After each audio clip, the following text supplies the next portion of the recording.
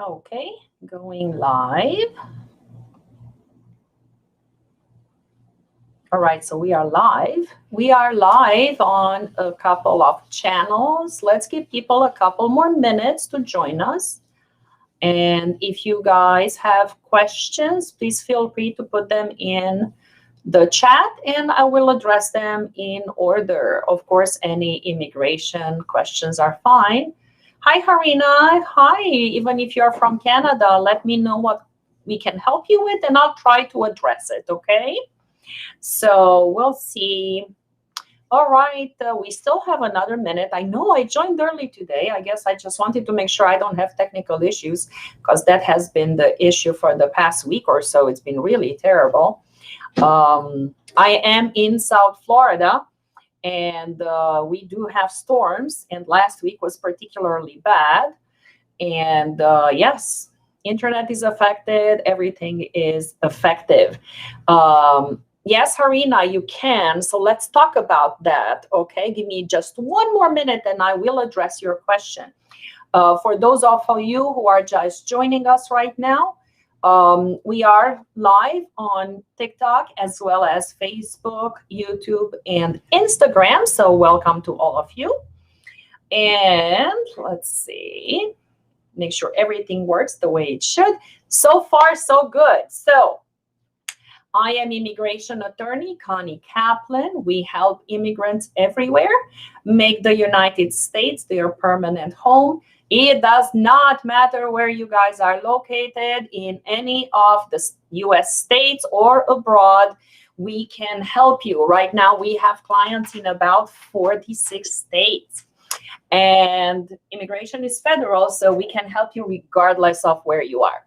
Good. So before we get started, the topic for today is going to be green cards. And can you still get one or keep your green card if you have an abusive spouse and you don't want to stay in that abusive relationship anymore? So before I get to that topic, since Harina was already here, I hope I say your name right. I can't tell, but let's see, maybe since you are here already and you are here first, I'm going to try to address it, okay?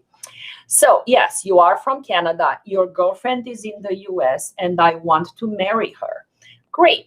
So can you get a green card? Generally speaking, yes, you can. So let's talk about that for a second. If you and your girlfriend have met in person at least once, then the fastest and the easiest way for you to come to the United States is with a fiancé visa. Okay? So if you do have a fiancé visa that allows you to travel to the United States as a prospective immigrant, then you have 90 days. Remember the 90 days fiancé show? Yeah, that one. So once you enter on a fiancé visa, you can get married. You have to get married in the 90 days after your arrival. And then your girlfriend, in this case, your US citizen spouse, future spouse, will need to petition for you for the green card. You apply for the green card yourself once you're married, okay? So you are on work permit in Canada and you have a US visitor visa. That is great. So if you have not yet met, now is the time to meet. If you are here if she's here in the United States and you have met in the United States, then you might have different options. You could travel here, and after you are arriving in the United States, if at that point you guys decide to get married, then it's different. On the other hand, you do not want to have an issue of immigrant intent. So what I mean by that is you should not think of coming to the United States with the intent of remaining in the United States, because that is not the right process. And especially with Canadians, to be honest, we are in Florida, so many Canadians are here. Snowbirds, okay? So definitely the government here is very attuned to Canadians coming and then getting married. So they want to make sure you do everything right. Fiancé visa might be a good option. In your case, it might be different. If I was in your shoes, what I would do, I would book a consultation with me and your fiance, obviously, and let's see if we can come up with the best plan that is perfect for you, that gets you what you guys want, that helps you achieve your goals without breaking the law, okay? You can give us a call. For those of you who are just joining us, I'm immigration attorney Connie Kaplan. We are in Fort Lauderdale, and our phone number is 954-466-0070. We do not accept texts, so my information is also on the bio, so feel free to book a consult and let's chat about your situation, okay? Hope that helped. Let's see. You're a work permit in Canada and have U.S. visitor's visa. Great. Maybe you can tell me what country you're originally from, okay?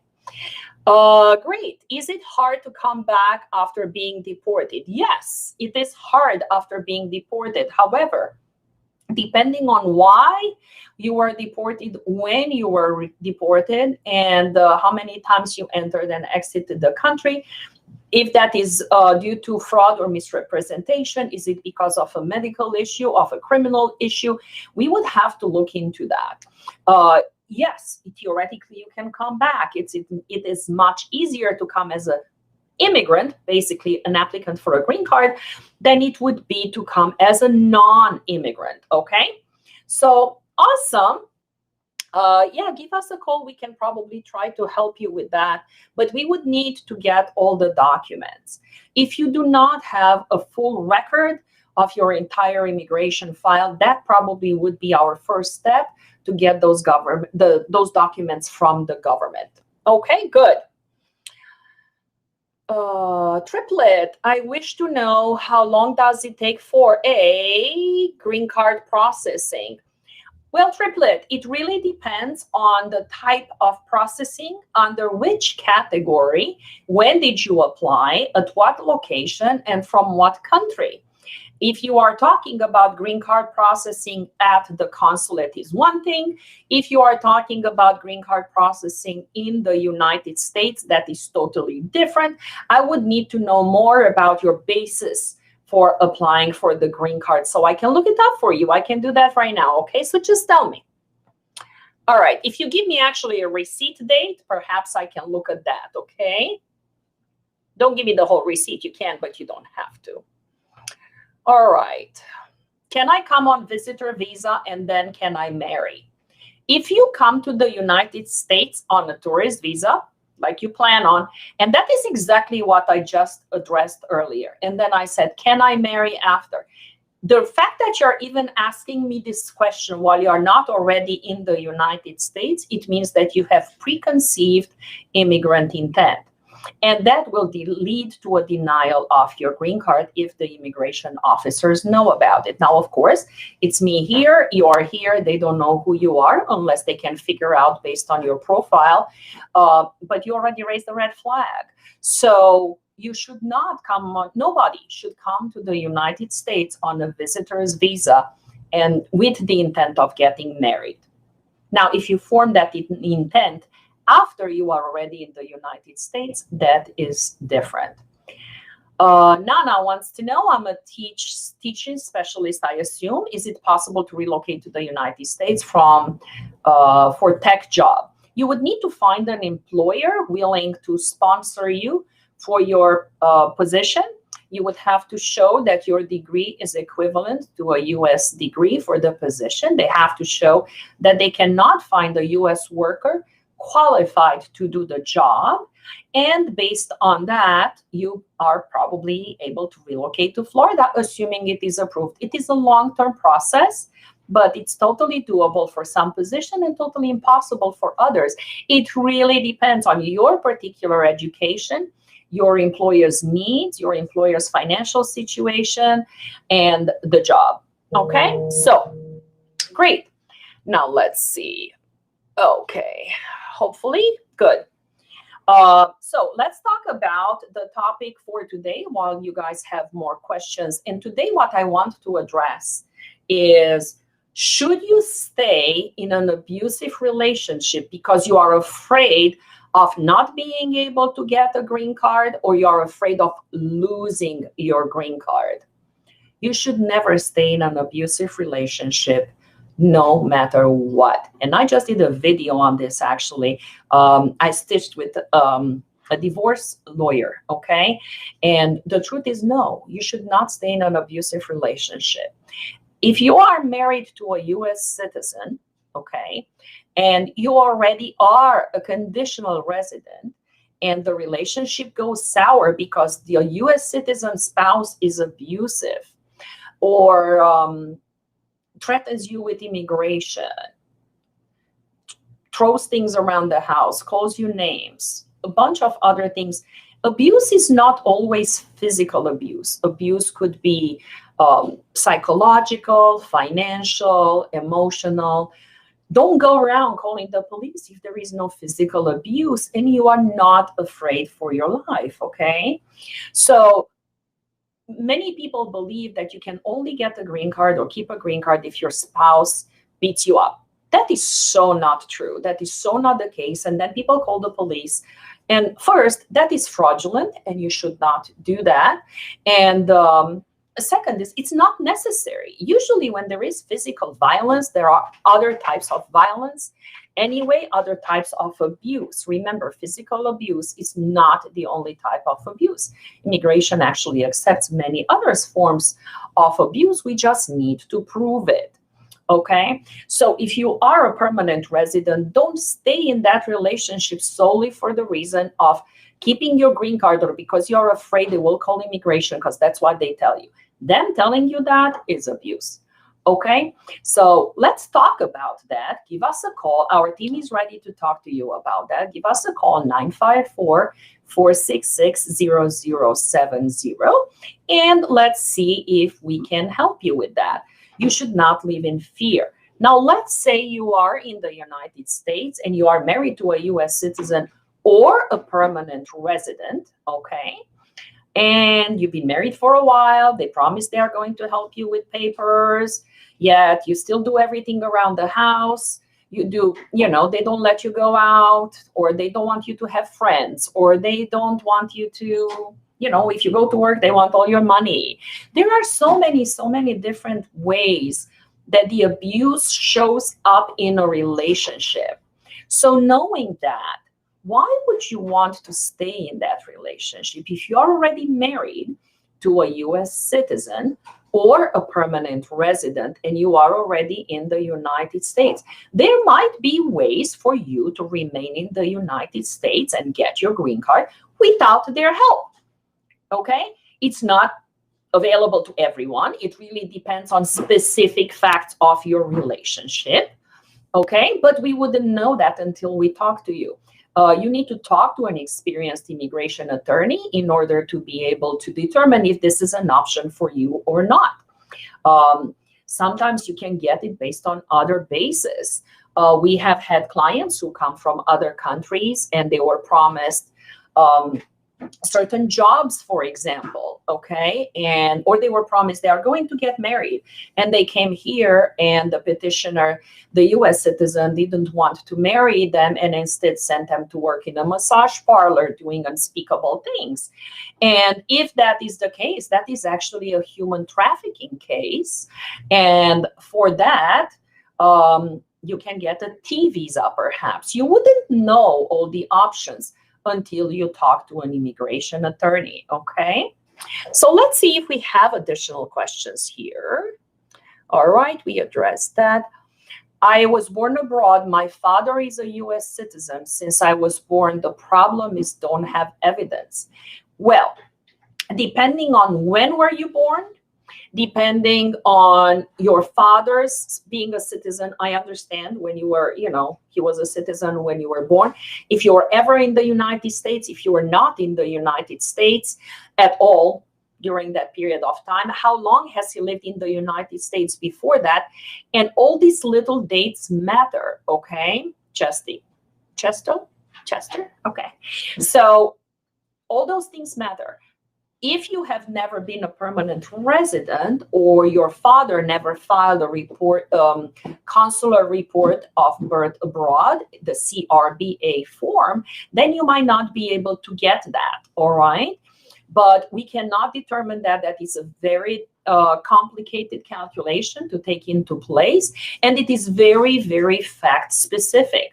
I wish I could give you more information, but that's all I got.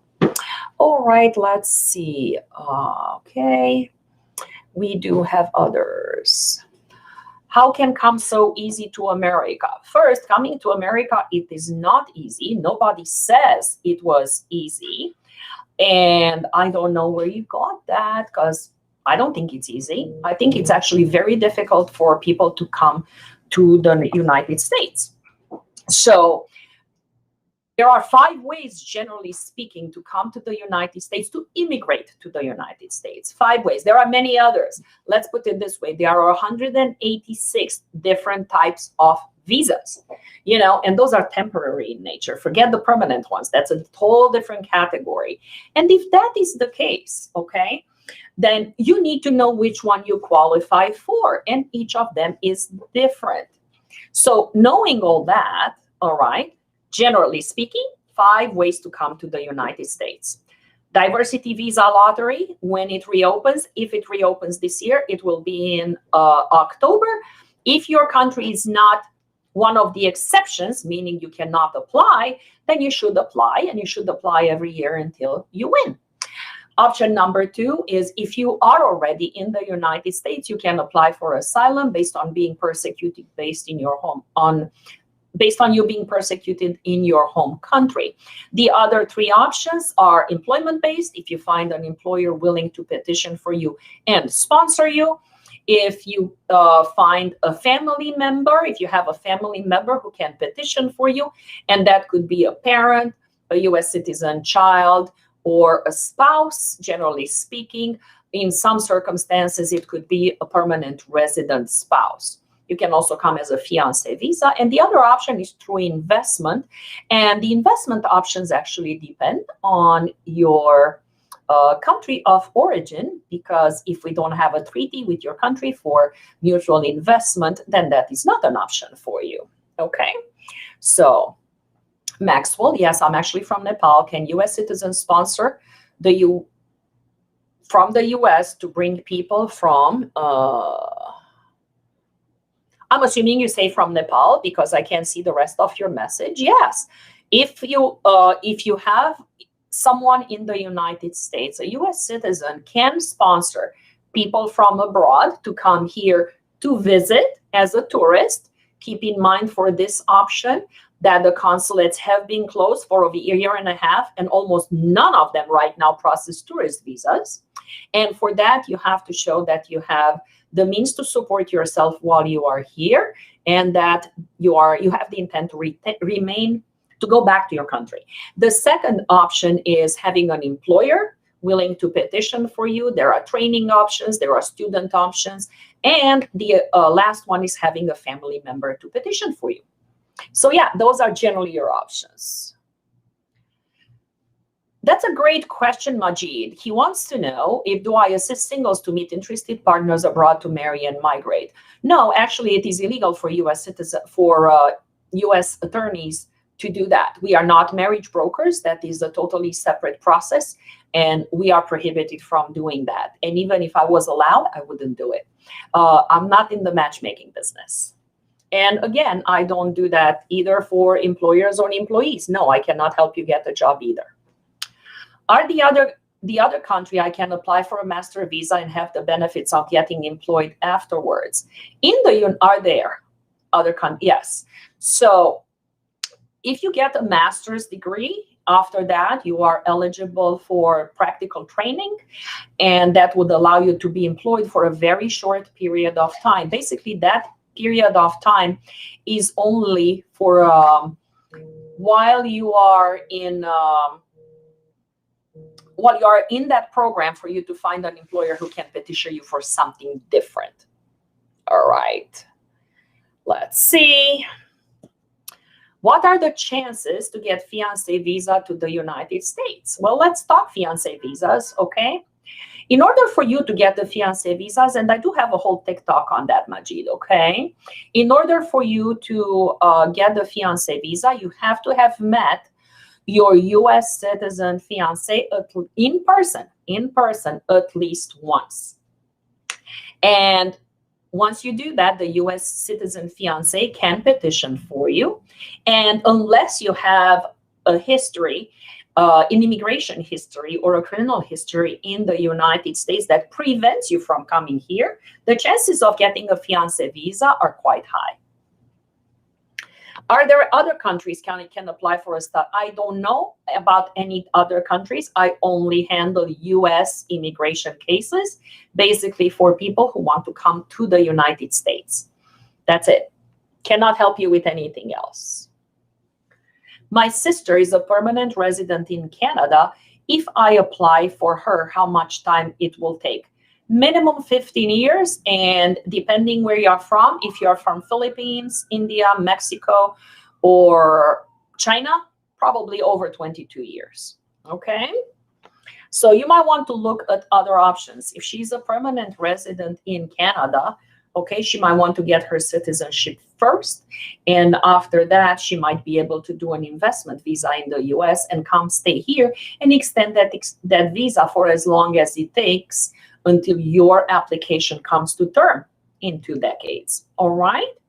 So I don't see any chats on YouTube and Facebook, so I'm still gonna focus on you guys on TikTok, all right? Maybe that's not working for me, but we'll see. Hopefully it works, but I don't know, I guess not. In the meantime, okay, great. I hope that was useful. Give us a call and let's see, based on her education, maybe we have other options, okay, for your sister, maybe on your sister's husband's education. Let's talk, okay? You never know, okay? Great. All right, so we've been talking for about 20 minutes, so let's talk again about getting a green card and keeping a green card if your spouse is abusive. Like I said earlier, because I see a few more people here that were not here a second ago, okay? Those individuals who are married to a U.S. citizen, and in some cases a permanent resident, should not be afraid to leave those marriages simply because they are terrified of not being able to get their green card. Because there are options under U.S. law to be able to still get permanent residency, even if that is the case. So don't do that on your own, okay? Talk to an experienced immigration attorney and decide with them what is the best strategy for you, because it could be different depending on where you are, depending on your exact history, depending on your country. It depends on so many little things. You know, like when people are asking me, it's like, well, how can I come to the United States? Oh boy, I wish I had that crystal ball. I just don't. What I really need to know is a lot of information to make the right decision and to advise you guys properly, right? So remember that. Let's talk. Let's see. I see some questions popping up, so let's address those first. My pleasure. If someone sponsors coming to the US as a visit visa, can I change my visa later? Yes, you can. So once you are here as a tourist, you can either extend your status as a tourist for a period of time. Keep in mind your visa might be revoked after. You can change your status from a non-immigrant visa, such as a tourist visa, to another non-immigrant visa, perhaps a J1, perhaps, which is an exchange or student visa or some other non-immigrant type of visa. You can also have an employer sponsor you. In that case, it would be an H-1B, and that is a dual intent, non-immigrant and immigrant.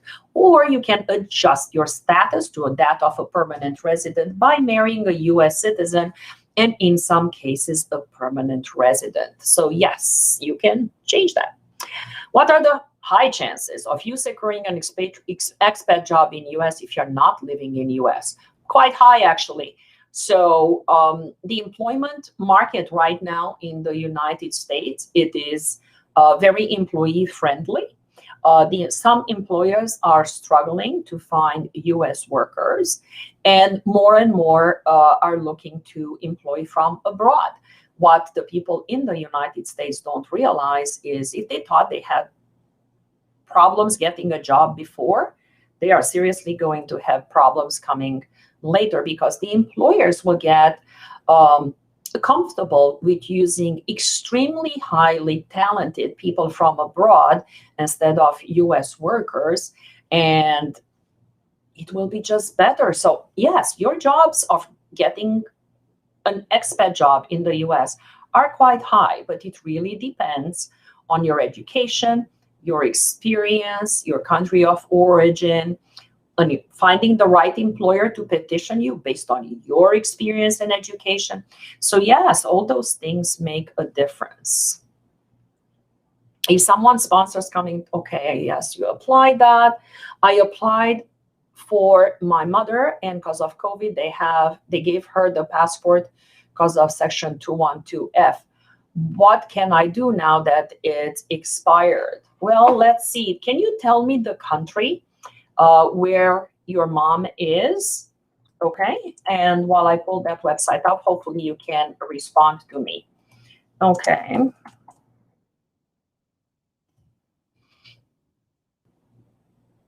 Yeah. You're from Ghana. Okay. Listen, this is what's going to happen.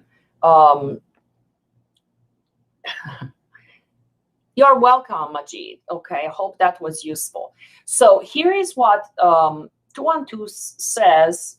They can impose restrictions on future travel. We don't know when that is going to change. As soon as it changes, it will be different. Right now, it really depends on both countries. What is the COVID situation here in the United States, and what is back home where your mom is? The consulates right now are not processing any visas whatsoever. So even though she may have a tourist visa, she might not be able to travel directly to the United States. Now, pay attention to this one, okay? If she already has the tourist visa. Tourist I'm talking about, okay? She can go first through Mexico, stay there for 2 weeks, quarantine there, and then she can travel to the United States. Okay, if you're talking about you petitioning for your mom and her getting a green card based on your petition, that is different. She needs to enter directly, and for that she would need to wait. Okay, generally speaking, she can also enter from Mexico, but again, she would need to quarantine there for 2 weeks. All right, good.